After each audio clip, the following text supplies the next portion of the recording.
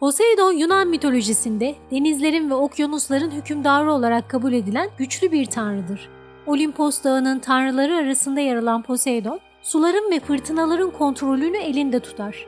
Üç çatallı mızrağı ve deniz kabukları ile sembolize edilen Poseidon, denizcilerin ve yolcuların sıklıkla dua ettiği bir tanrıdır.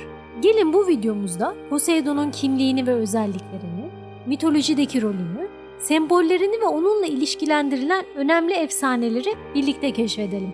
Sevgili izleyiciler, umarım bu videoyu izlerken keyif alırsınız. Eğer mitoloji ve sanat hakkında daha fazla bilgi almak istiyorsanız kanalımıza abone olmayı ve bildirimleri açmayı unutmayın. Şimdiden teşekkürler ve bir sonraki videoda görüşmek üzere. Olimposlu tanrılar arasında denizi simgeleyen ve denizlerin mutlak hakimi sayılan Poseidon, Kronos ile Rheia'nın oğludur. Zeus, Hades ve Poseidon babaları Kronos'u gökten indirdikten sonra gökyüzünün, denizlerin ve ıssız yeraltının efendilerinin kim olacağını belirlemek için aralarında kura çekerler.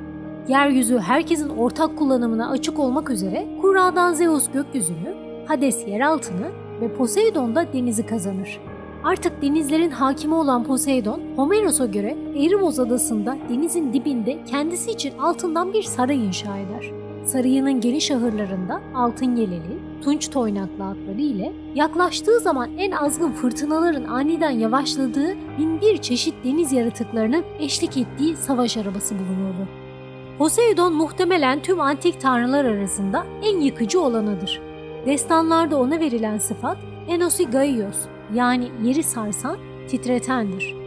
Poseidon elinde tuttuğu üç çatallı mızrağı ile yalnız dalgaları kabartıp denizi alt üst etmekle kalmaz, çepeçevre sardığı toprakları da sarsar. Buna rağmen Poseidon, denizcileri ve atları korumasıyla da bilinir. Poseidon atlarla ve savaş arabalarıyla bağlantısından dolayı Yunanlılar onun anısına savaş arabası yarışları düzenlerdi. Ayrıca boğalarla da özdeşleştirilen tanrı birçok eserde üç çatallı mızrağı ile tasvir edilir. Poseidon'un ölümlü ve ölümsüz birçok kişiyle ilişkisi olur ve bu ilişkilerinden doğan çocukları da önemli hikayelerde rol oynar. Bunlardan en bilineni bir Nerei, yani su perisi olan Amphitrite ile ilişkisidir. Poseidon, Amphitrite ile ilişki kurmak ister, ancak bunu istemeyen su perisi ondan kurtulmak için Atlas dağlarına kaçar. Bunun üzerine deniz tanrısı, su perisine aralarında Delfinus'un da bulunduğu elçiler gönderir. Sonunda Delfinus'un ısrarlı yakarışlarına daha fazla dayanamayan su perisi, Poseidon'la evlenmeyi kabul eder. Poseidon, Delfinus'a duyduğu minnettarlığı, onu Dolphin takım yıldızı olarak gökyüzünde yıldızlar arasına koyarak gösterir. Poseidon ile Amphitrite'nin ilişkisinden doğan çocuklarından en ünlüsü Triton, üst gövdesi insan, alt kısmı ise balık kuyruğu şeklinde bir deniz tanrısıdır. Genellikle elinde bir deniz kabuğu ile tasvir edilen Triton, bu deniz kabuğunu üfleyerek gelgitler ve dalgaları kontrol ederdi. Denizin derinliklerinde yaşayan Triton'a iç kesimlerde de tapılırdı. Çünkü insanlar onun bazı nehirlerin efendisi ve koruyucusu olduğuna inanırlardı. Triton Nehri bunların en ünlüsüydü. Zeus Athena'yı bu nehrin yanında doğurdu. Bu yüzden tanrıça Tritogeneia sıfatını aldı. Bununla birlikte deniz tanrısının pek çok başka çocuğu da vardır. Bunlardan biri de güzelliğiyle bilinen Medusa'dan doğan çocuklarıdır. Poseidon Medusa'nın güzelliğine karşı koyamaz ve bir gün Medusa'ya zorla Athena'nın tapınağında sahip olur. Kendi tapınağında yaşanan bu olaya öfkelenen Athena, Medusa'yı bir canavara dönüştürür. Medusa'nın bu durumu Athena'nın yardım ettiği Perseus'un onu öldürmesiyle sona erer. Ancak Medusa'nın ölümünden hemen sonra kanından kanatlı at Pegasus ve Chrysaor adlı dev dünyaya gelir. Bunun dışında Poseidon'un bir nimfia ile ilişkisinden Polypemos, yani Odysseus'un karşılaştığı insan yiyen tek gözlü dev dünyaya gelir. Dev Antaeus ve deniz canavarı Charybdis, yer tanrıçası Gaia'dan olan çocuklarıdır. Girit kralı Minos'un kızı ile ilişkisinden de bir dev avcı olan Orion dünyaya gelir. Efsanelerde kendi yetki alanıyla yetinmeyen Poseidon'un Yunanistan'daki bazı yerlere hakim olmak için diğer tanrılarla çekiştiği görülür. Bunlardan en çok bilineni ise Atina için tanrıça Athena ile girdiği yarışmadır. Olimpos tanrıları da yargıç olarak bu yarışmada yer alır.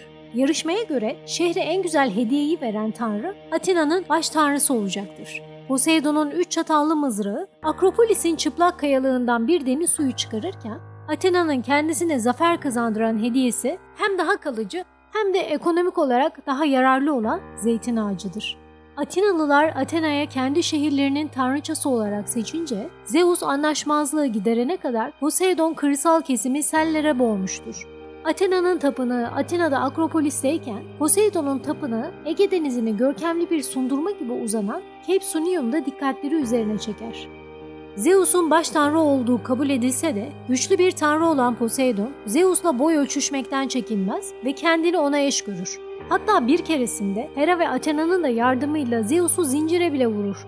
Ancak tahta kimin geçeceği konusunda tartıştıkları sırada karara varamadan Zeus bağlarından kurtulur. Bu davranışıyla Zeus'u kızdıran Poseidon ve Apollon, Truva'nın surlarını inşa etmekle cezalandırılır. Ancak Troya kralı Laomedon söz verilen ödülden cayarak tanrıları aldatmaya kalkar. Poseidon intikam duygusuyla Troya'nın üstüne bir deniz canavarı gönderirken Apollon ise veba salgınına yol açar. Poseidon'un cezalandırdığı bir diğer kişi ise Girit kralı Minos'tur.